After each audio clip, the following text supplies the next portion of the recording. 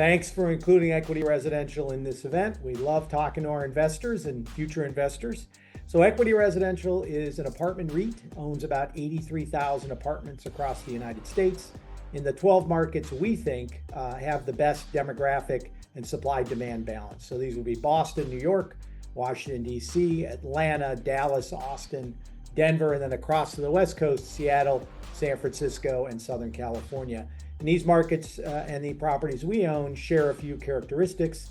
Generally, they're more protected from most types of supply, generally in areas where housing costs are very high. So it's rentership is both a lifestyle choice and a financial choice that's favorable for our residents, and in areas where we can operate at scale. So our platform is, I think, appealing to investors because we operate in the best markets we think in the country for our demographic, which is a little bit younger, a little more affluent renter demographic to live, work, and play. Sure. So Equity Residential became a public REIT in 1993. So we're just a little bit past our 30th anniversary.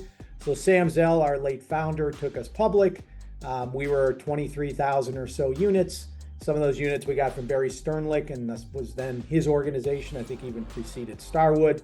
And our goal in those first years was to get scale. The big REIT advantage at that point was to get to scale so you could operate efficiently, and even more than operate, get capital efficiently. So get a credit rating so you could borrow money more cheaply, get to scale so your investors would have liquidity in the stock. So some of the advantages to the REIT format are common to our company and others, which are scale and liquidity. And some that are really specific to us, again, is our focus in certain markets where we think some of the supply-demand dynamics are particularly good, and where we can balance other opportunities and risks like resilience and regulation. So residential housing in the United States of all types, whether it's owned or rented, is very undersupplied. There's just not enough units of housing. You see estimates between 2 and 6 million housing units short. So after the great financial crisis in 2008 and 9, the home building and really also the rental development industries were sort of devastated. And for years, there was just significant underproduction of housing. And again, both owned and rented. And that persisted for a while. And then it sort of has picked up, especially in the rental area in the Sun Belt and mountain states. But the bull case on rentership and owning apartment REITs in general, and our company specifically, is that there's a huge undersupply there and that demand is very good.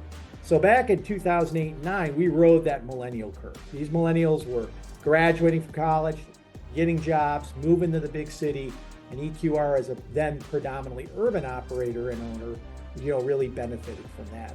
Now we also have the millennials aging out a little, but maybe not affording homes. There's not that many homes to buy. So they're doing things like renting single family homes and living in our apartments in suburbs. So we've become more suburban over time to appeal to that millennial demographic as it aged. But Gen Z, and these are my kids, so these are people that are 13 years old to 28 years old, entering the rentership world, entering the job market, and they like urban centers, they like density, they want to be near social activities. And so our portfolio, which among all our public competitors is uniquely urban focused, that's the bull case. So the bull case for a company like us compared to our competitors is we have a uniquely urban footprint, particularly strong in San Francisco and Seattle, which are on a strong recovery trajectory. So we've got better balance and a very efficient platform to drive cash flow growth going forward. But again, the REIT rental housing industry is a favorite right now, again, because of that supply and that demand dynamics being so positive. Sure. I mean, one bear thesis comment I'd say is common to all business. Certainly, if job growth goes negative, job growth and household formation particularly are very important to housing demand. So you could see people double up, move back in with their parents if they lose their jobs. We predominantly cater to college-educated folks. That unemployment rate's below 3% right now. So the way I'd suggest is that these are the people in our apartments that they are the people that work in AI. They are the people that have, very high levels of knowledge and skill and can get other jobs. In 2022, we have a big presence in San Francisco and Seattle, as I mentioned. In 2022, when a lot of the tech firms did layoffs, we really didn't feel that. We didn't have our residents come in and give us keys or double up or do things like that because they found other jobs. They're engineers, they're skilled, they've got experience and ability to go work for a different employer. And that's my pushback. I think job growth will probably be slower in 25 than 24, but I think we'll still be okay as an industry because of that. I also would say that if you had a situation where there was a lot more housing regulation, so rent control specifically, so you've probably heard a lot about that conversation. And for some years, the dynamic had been very much, well, let's do rent control. A lot of the blue states, the more progressive jurisdictions were in favor of that.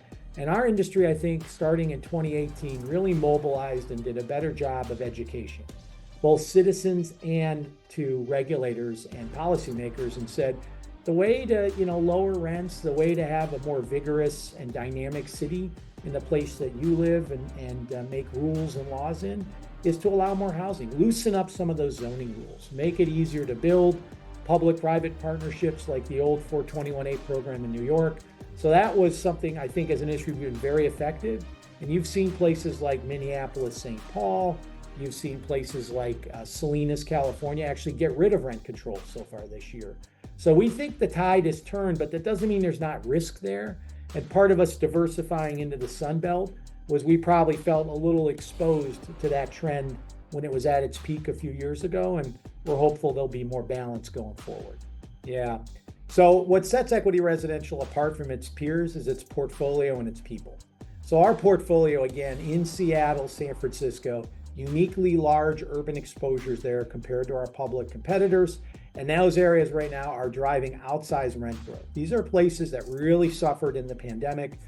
In parts of San Francisco, rents are still below the 2019 pre-pandemic rent levels, which is unique, yet incomes continued to rise. So residents have the ability to pay if you give them a great experience and a great property.